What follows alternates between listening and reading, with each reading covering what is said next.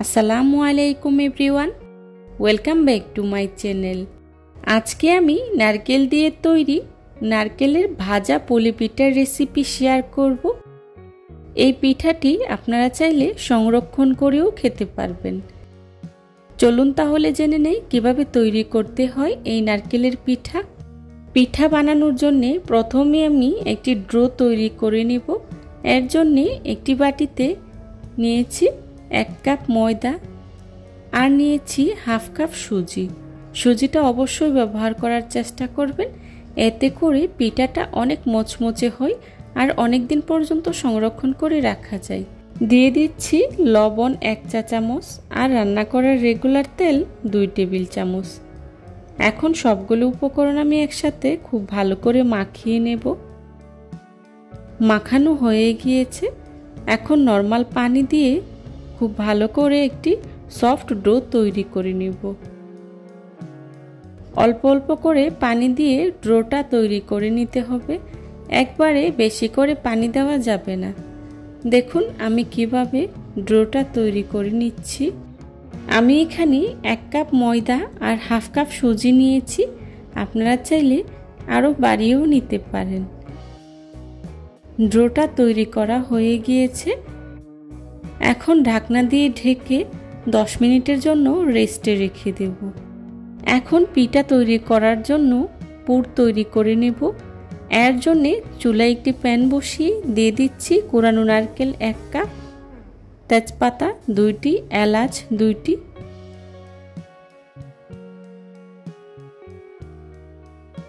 নারকেলগুলোকে আমি অনবরত নেড়ে চেড়ে খুব ভালো করে ভেজে নেব, যাতে করে নিচে পোড়া লেগে না যায়। এর মধ্যেই দিয়ে দিচ্ছি চিনি 1/4 কাপ আর দিয়ে দিচ্ছি খেজুর গুড় 1/4 কাপ। খেজুর গুড়টা অপশনাল, হাতের কাছে না থাকলে স্কিপ করতে পারেন, তবে খেজুর গুড় দিলে পিঠাটা খেতে খুবই ভালো লাগে। এখন সবগুলো উপকরণ আমি একসাথে খুব ভালো করে ভেজে নেব। দেখুন আমি কিভাবে ভেজে নিচ্ছি।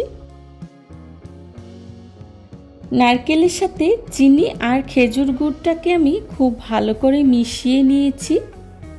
এভাবেই অনবরত নেড়ে চেড়ে মিশিয়ে নিতে হবে। এখন এর মধ্যেই দিয়ে দিচ্ছি গুঁড়া দুধ 1/4 কাপ। গুঁড়া দুধটা দিয়ে আবারও আমি খুব ভালো করে মিশিয়ে নেব। দিয়ে দিচ্ছি লবণ 1 চিমটি। যে কোনো মিষ্টি জিনিসে লবণ দিলে মিষ্টির ব্যালেন্স ঠিক থাকে, যারা পছন্দ করেন না স্কিপ করতে পারেন। এখন সবগুলো উপকরণ আমি একসাথে খুব ভালো করে মিশিয়ে ভেজে নিচ্ছি। পানিটা যতক্ষণ না পুরোপুরি শুকিয়ে যাবে ততক্ষণ পর্যন্ত পুরটাকে আমি খুব ভালো করে ভেজে নেব। দেখুন নারকেলের পানিটা পুরোপুরি শুকিয়ে গিয়েছে, পুরটা তৈরি হয়ে গিয়েছে। এখন চুলা থেকে নামিয়ে এক সাইডে রেখে দেব। অন্যদিকে যে ডোটা তৈরি করে রেখেছিলাম সেটাকে আমি খুব ভালো করে মথে নেব। যত বেশি মথে নেবেন পিঠাটা তৈরি করা ততটাই সুন্দর হবে। আমি খুব ভালো করে মথে নিয়েছি। এখন একটি ছুরির সাহায্যে ছোট ছোট করে লিচি কেটে নেব। আমি যে সাইজে পিঠাটা তৈরি করব সেই সাইজ অনুযায়ী ছোট ছোট করে লিচি কেটে নিচ্ছি। এখন এখান থেকে একটি লিচি নিয়ে খুব ভালো করে একটি রুটি তৈরি করে নেব। এই পিঠাটা তৈরি করা খুবই সহজ, আপনারা চাইলে যে কোনো সময় তৈরি করে নিতে পারেন। আমি যেইভাবে এই পিঠাটা তৈরি করছি আমার রেসিপিটা ফলো করে আপনারাও যদি এই পিঠাটা তৈরি করেন তাহলে অনায়াসে 5 থেকে 6 দিন সংরক্ষণ করে খেতে পারবেন। পিঠাটা অনেক মচমচে থাকে। পিঠা তৈরি করার জন্যে আমি একটি রুটি তৈরি করে নিয়েছি। দেখুন রুটির ঘনত্বটা খুব বেশি পাতলাও না আবার খুব বেশি মোটাও না, এবার একটি স্টিলের বাটি দিয়ে ছোট ছোট করে রুটি তৈরি করে নেব। দেখুন আমি কিভাবে তৈরি করে নিচ্ছি। আপনারা চাইলে স্টিলের গ্লাস কিংবা যে কোনো বাটি দিয়ে তৈরি করে নিতে পারেন। রুটিগুলো তৈরি করা হয়ে গিয়েছে। দেখুন রুটির ঘনত্বটা। এই রুটিগুলো যতটা পাতলা হবে পিঠাটা খেতে ততটাই মুচমুচে হবে। এখন এর মধ্যে দিয়ে দিচ্ছি আগে থেকে তৈরি করে রাখা নারকেলের পুর। নারকেলের পুরটা দিয়ে দেখুন আমি কিভাবে পিঠাটা তৈরি করে নিচ্ছি, সেটা দেখেই বুঝে নিতে হবে। আমি একটা পিঠা তৈরি করে নিয়েছি। আপনারা চাইলে এভাবেও রাখতে পারেন, তবে আমি একটি কাঁটা চামচের সাহায্যে ডিজাইন করে নেব। দেখুন আমি কিভাবে ডিজাইন করে নিচ্ছি, দেখেই বুঝে নিতে হবে আমি কিভাবে তৈরি করে নিচ্ছি। এই পিঠাটা তৈরি করা খুবই সহজ, যে কেউ তৈরি করে নিতে পারবেন। আমার একটি পিঠা তৈরি করে নেওয়া হয়ে গিয়েছে। আপনাদের দেখার সুবিধার্থে আমি আরও একটি পিঠা তৈরি করে দেখাচ্ছি।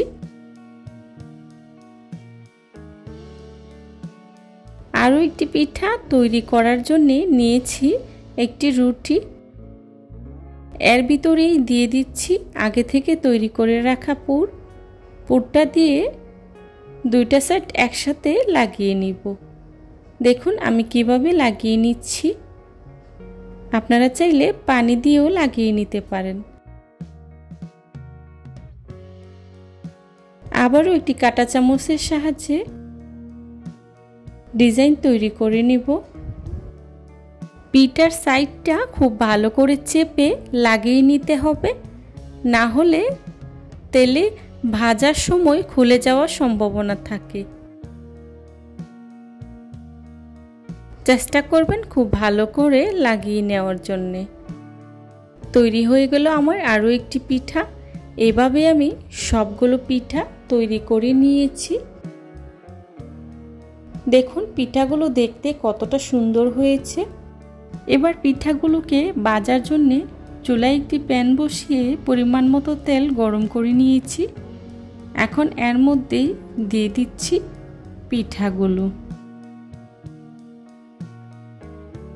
পিঠাগুলো দিয়ে উল্টে পাল্টে খুব ভালো করে ভেজে নেব। এই পিঠাগুলো খুব একটা ভাজার প্রয়োজন হয় না, আপনি চাইলে হালকা ভেজেও উঠিয়ে নিতে পারেন, তবে আমি পিঠাগুলোকে ব্রাউন কালার করে ভেজে নেব। আমার পিঠাগুলো ভাজা হয়ে গিয়েছে। এখন একটি স্ট্রেনারের সাহায্যে তেলটা খুব ভালো করে ঝরিয়ে পিঠাগুলো নামিয়ে নেব। পিঠাগুলোকে আমি একটি সার্ভিং প্লেটে সার্ভ করে নিয়েছি। দেখুন পিঠাগুলো দেখতে কতটা সুন্দর হয়েছে, আর খেতেও কিন্তু ভীষণ মজার হয়েছিল। রেসিপি ভালো লাগলে লাইক, কমেন্ট, শেয়ার এবং সাবস্ক্রাইব করে পাশে থাকা বেল আইকনটি অন করে দিবেন, যাতে করে আমি ভিডিও ছাড়ার সাথে সাথেই আপনাদের কাছে নোটিফিকেশন পৌঁছে যায়। আপনাদের একটি লাইক এবং একটি কমেন্টস আমাকে নতুন নতুন কন্টেন্ট তৈরি করতে অনেক উৎসাহিত করে। যারা এতক্ষণ ধৈর্য সহকারে আমার ভিডিওটি দেখেছেন তাদেরকে জানাই অসংখ্য ধন্যবাদ। এই ধরনের সব ঘরোয়া এবং মজার মজার রেসিপি পেতে আমার চ্যানেলটি ভিজিট করে আসবেন প্লিজ। আমার পরবর্তী রেসিপি দেখার আমন্ত্রণ জানিয়ে আজকের মতো এখানেই বিদায় নিচ্ছি। সবাই ভালো থাকবেন, সুস্থ থাকবেন। আল্লাহ হাফেজ। আসসালামু আলাইকুম।